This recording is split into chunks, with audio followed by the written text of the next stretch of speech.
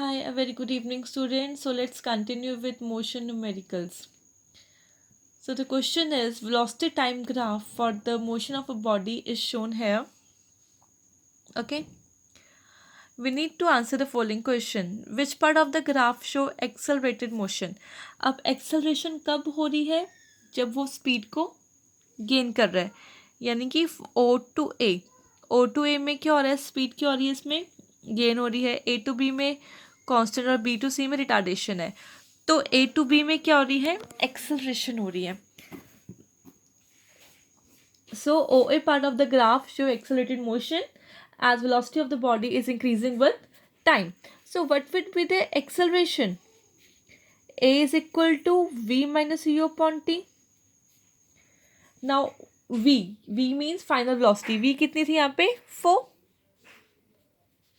और U आपका 0 था और टाइम कितना था? टाइम था 4 सेकेंड्स. तो एक्सेलरेशन क्या हो जाएगी यहाँ पे? 4/4 यानी कि 1 मीटर पर सेकेंड स्क्वायर. बिल्कुल भी कंफ्यूज नहीं होना न्यूमेरिकल्स में. सिंपल आपके पास एक्सेलरेशन गिवन है, टाइम गिवन है और वेलोसिटी गिवन है.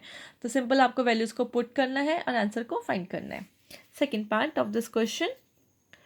विच part of the graph show retarded motion? Calculate retardation. Retarded motion कौन सी थी? B to C. ठीक है, B to C is your retarded motion. तो इसमें यू क्या है? यू आपका 4 है. वी कितना हो जाएगा? अब रिटार्डेशन में क्या होता है? रिटार्डेशन में होता है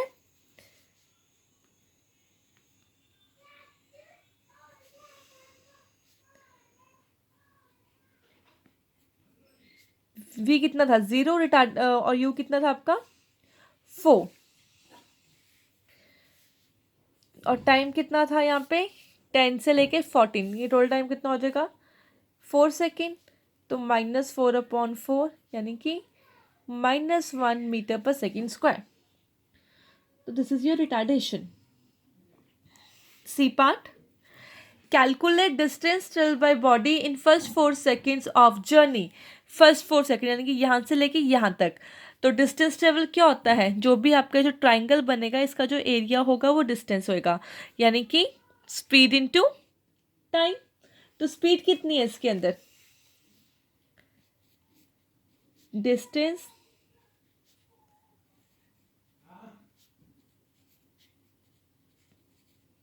ट्रेवल बाय बॉडी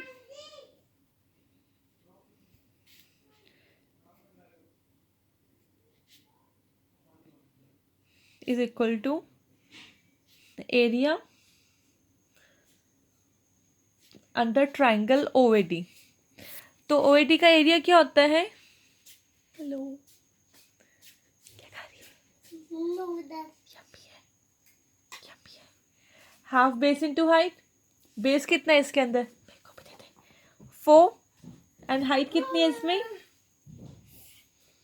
4. ठीक है, because velocity is 4 and the time is also 4. तो कटिंग कर देंगे यहाँ पे. तो इसका आ जाएगा 8. डिस्टेंस कितना आ जाएगा? 8 metre. So I hope you are done with this numerical. Next numerical is next numerical is the velocity time graph of car A and car B. अब इसमें 2 कार्स हैं. एक कार ए जा रही है और एक कार बी जा रही है. ग्राफ गिवन है. Which start from the same place and move along a straight line in the same direction. So first of all we need to calculate the acceleration of car A between 0 and 8 second. अब car ए का graph आप देख रहे हो, 0 और 8 second के बीच में हमको इसकी क्या फाइंड आउट करनी है? एक्सेलरेशन, यानी कि 0 to 8 सेकेंड. पहले हम ये फाइंड आउट कर लेते हैं.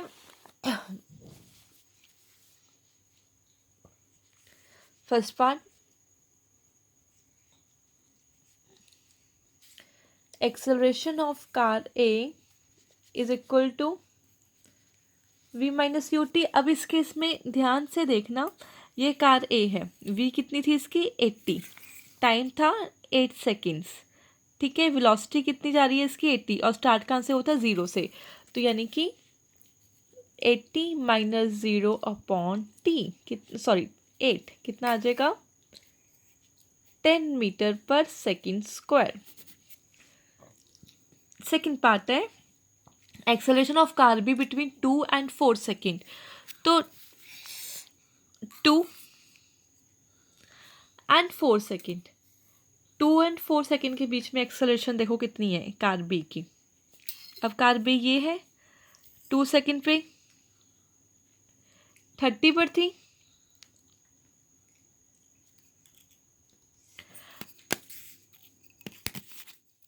टू सेकेंड पे देखो कितनी पे जा रही है, ये 20 पे जा रही है। ठीक है, तो इसकी यू क्या हो जाएगी,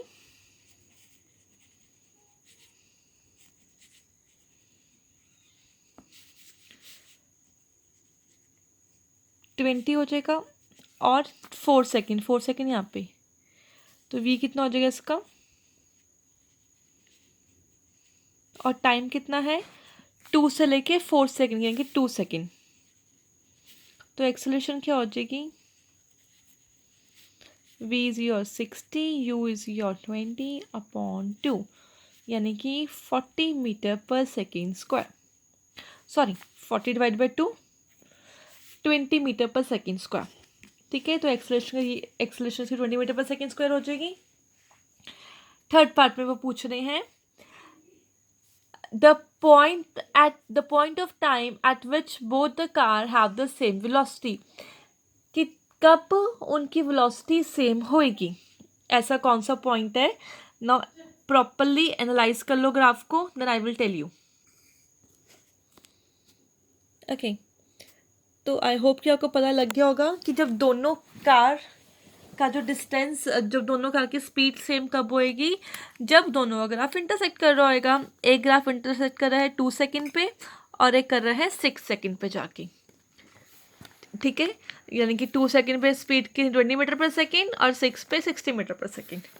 क्लियर, और हम इसको इस तरीके से लिखेंगे,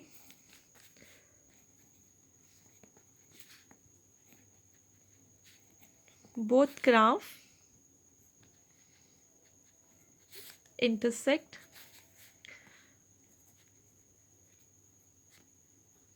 each other at time 2 second and 6 seconds. Thus both car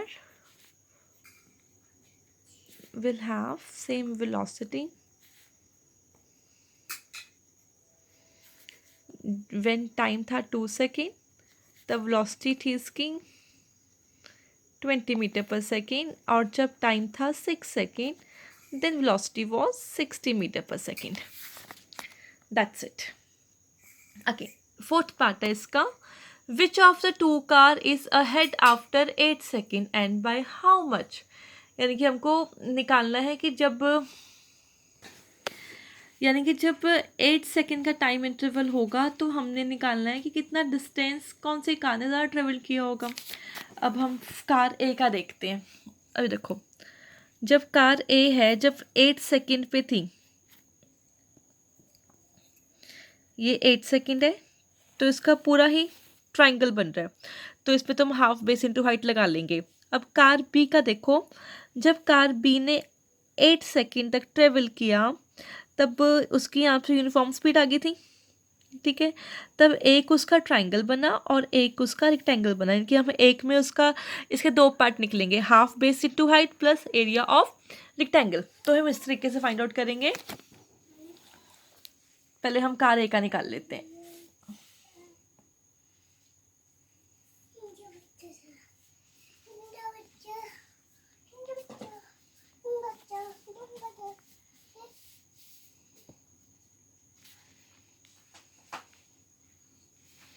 अब बेस कितना था इसका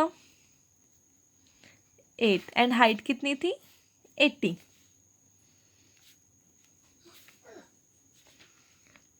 320 मीटर। ठीक है, तो इसका कितना डिस्टेंस आया 320 मीटर। अब सेकंड में देखो,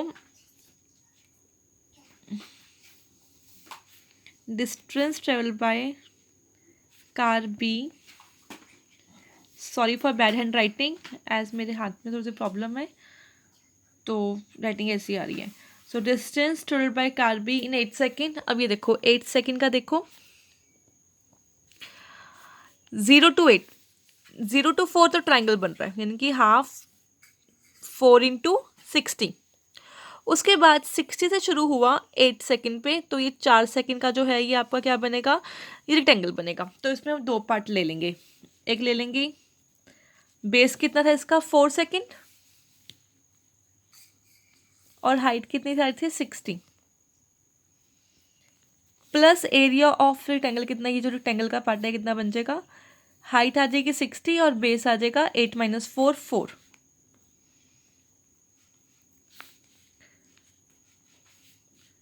120 प्लस 240 यानी कि 360 मीटर. तो इट मीन्स कि जो कार बी है, car B is ahead of car A by 40 metre.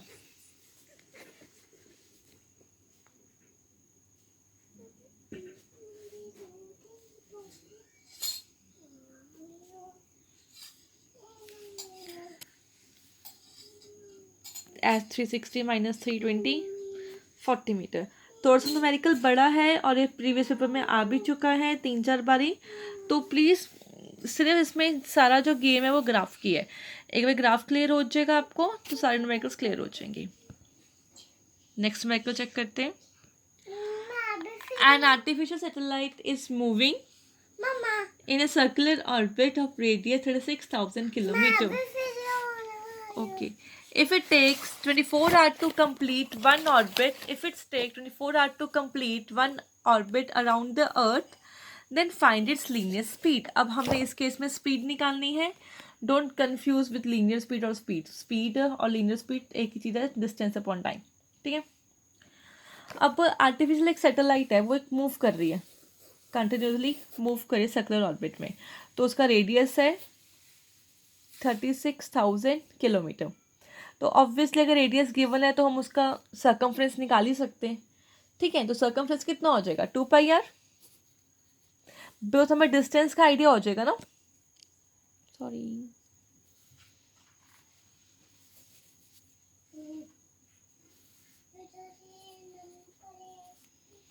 2 × 24/7 और आर है आपका 36,000 किलोमीटर.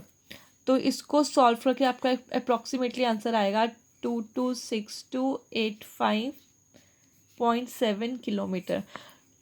ये कैलकुलेशन एक बार खुद ट्राई करके देखना. अगर नहीं होएगी देन मैं आपको बता दूंगी कैसे कैलकुलेशन करनी है. But do attempted. और जो मैं टेस्ट लूँगी ये वाला क्वेश्चन पकड़ डालूंगी इसमें. और हमें डिस्टेंस निकाल लिया. टाइम कितना है 24 आवर. सो हम इसको भी कन्वर्ट नहीं करेंगे मीटर पर सेकंड में, क्योंकि यहाँ पे डिस्टेंस किलोमीटर में है और टाइम आवर में है, तो यूनिट्स कंपैटिबल है. तो वेलोसिटी यानी कि जो लीनियर स्पीड है वो हो जाएगी आपकी distance upon time. And distance is 226285.7 and time is 24 hour. तो इसको हम अगर सॉल्व करते हैं, सॉल्व करने के बाद we will get the answer 9428.57 kilometre per hour. ठीक है. सो एक बार कैलकुलेशन इसकी देख लेना. तो मोशन के जितने भी न्यूमेरिकल्स थे वो मैंने आपको सारे करवा दिए. now I will take your test of this numerical, but before that I will send you assignment of motion. So just do that assignment. Till then, take care and bye bye.